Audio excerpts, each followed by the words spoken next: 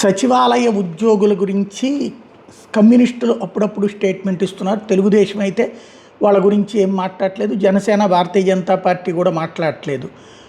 ఈ నేపథ్యంలో అసలు ఆ సచివాలయ ఉద్యోగుల సృష్టికి కారణమైనటువంటిదే జగన్మోహన్ రెడ్డి కాబట్టి తను ఇప్పుడు ఆ అంశం మీద తాజా ప్రెస్ కాన్ఫరెన్స్ సందర్భంగా ప్రస్తావించుకొచ్చారు. ఆశా వర్కర్లు, అంగన్వాడీ కార్యకర్తల సమస్యల గురించి, రెవెన్యూ రికార్డులు మేము చేసిన పనులను చంద్రబాబు క్రెడిట్ చోరీ చేస్తున్నారు, సచివాలయ ఉద్యోగుల్ని వేధిస్తున్నారు, ఒక బాధ్యతాయుతమైనటువంటి ఒక చక్కటి వ్యవస్థ గ్రౌండ్ లెవెల్లో మేము తయారు చేస్తే ఆ వ్యవస్థ వల్ల వచ్చిన మంచి పేరుని సద్వినియోగం చేసుకోవడం మానేసేసి రెండవ గేమ్ ఆడుతున్నారు, వాళ్ళతో చెలగాటం ఆడుతున్నారు అన్నటువంటి ఆరోపణ చేసుకొచ్చారు. ఉద్యోగులకు అధికారంలోకి వస్తూనే ఇస్తానన్న ఐఆర్ ప్రస్తావన లేదు. బడ్జెట్లో మేనిఫెస్టోలో పెట్టినారు. ఉద్యోగులకు అధికారంలోకి వస్తూనే ఐఆర్ అన్నాడు చంద్రబాబు నాయుడు మేనిఫెస్టోలో. ప్రస్తావన లేదు. పిఆర్సీ ప్రస్తావన లేదు. ఒక్క మాట లేదు.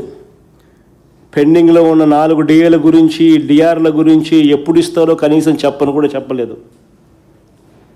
జీపీఎఫ్ గురించి మాట లేదు. ఏపీ జిఎల్ఐ గురించి మాట లేదు. General provident fund, general life insurance, medical reimbursement, retirement benefits, surrender leaves, వీటి కింద దాదాపుగా 35,000 కోట్ల రూపాయలు ఉద్యోగస్తులకు బాకీ పడ్డాడు. వీటి గురించి కనీసం మాట కూడా లేదు. ఆశా వర్కర్లు, అంగన్వాడీలు వచ్చి విజయవాడలో ధర్నాలు చేస్తూ ఉంటే ఎన్నికల మేనిఫెస్టోలో ఈయన చెప్పింది వాళ్ళు అడుగుతూ ఉన్నారు. 2 ఏళ్ళు అయిపోయింది స్వామి, ఎప్పుడు ఇస్తామని. వాళ్ళని అర్ధరాత్రి పూట తెల్లవారుజామున పోలీసులను పంపించి వాళ్ళందరినీ కొట్టి ఎత్తిచ్చేసేసినాడు. కనీసం వాళ్ళ ప్రస్తావన 16 రోజుల అసెంబ్లీ సమావేశాల్లో కనీసం వాళ్ళ ప్రస్తావన లేదు. చివరికి ఆశ్చర్యం ఏమిటో తెలుసా? ఇవాళ చంద్రబాబు నాయుడు ఎక్కడికి పోయినా కానీ ఈ మధ్యకాలంలో గమనిస్తాను మీరు కూడా, ఆయన చేసేది 2 ఇప్పుడు పెన్షన్లప్పుడు ఒక గ్రామానికి ఏదో గ్రామానికి పోతాడు ఖచ్చితంగా 1వ తారీఖున. 2వది ఎక్కడన్నా నిలబడు, రెవెన్యూ రికార్డులు ప్రక్షాళన చేస్తా అని పాస్బుక్ల డిస్ట్రిబ్యూషన్లో ఎక్కడన్నా కనపడుతుంటాడు. ఇది తప్ప ఇంకా ఏది చేయడు.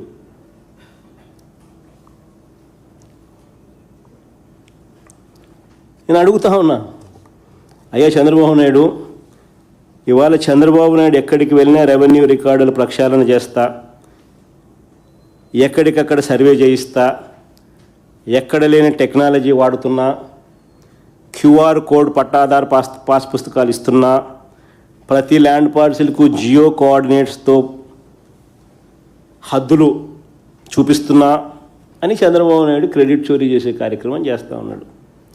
అసలు ఇవన్నీ ఎవరి హయాంలో వచ్చాయి? సో సుదీర్ఘంగా దీని గురించి కూడా చెప్పినా నేను, అలా చెప్తా ఉన్నా. అసలు ఇవన్నీ ఎవరి హయాంలో వచ్చాయి? ఈ సర్వేయర్ల వ్యవస్థ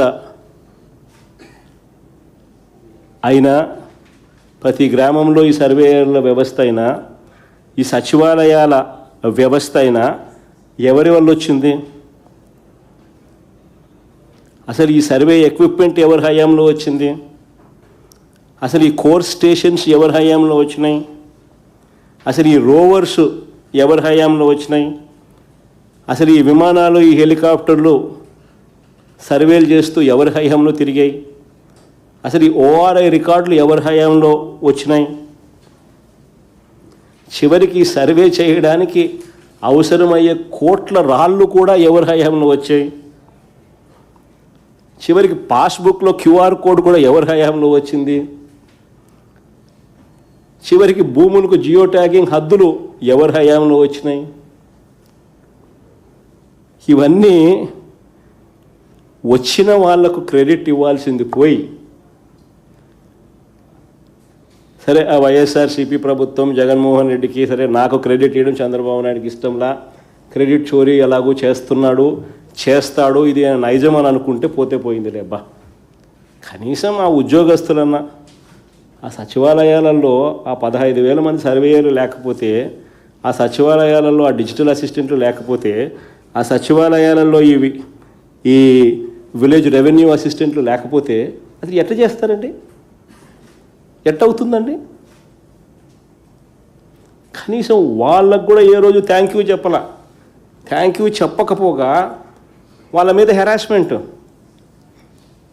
సచివాలయ ఉద్యోగులు దాదాపుగా 50-60 మంది చచ్చిపోయినారు, ఆత్మహత్యలు చేసుకున్నారు. కనీసం సానుభూతి లేదు వాళ్ళ మీద. సర్వేయర్లనైతే సస్పెన్షను, హెరాస్మెంటు. ఒక థ్యాంక్ యూ చెప్పాల్సిన చోట, ఒక థ్యాంక్ యూ చెప్పి చిక్కటి చిరునవ్వుతో వాళ్ళతో పనులు చేయించుకోవాల్సిన చోట చిక్కటి చిరునవ్వు లేదు, థ్యాంక్ యూ లేదు, హెరాస్మెంటు, ఆత్మహత్యలు.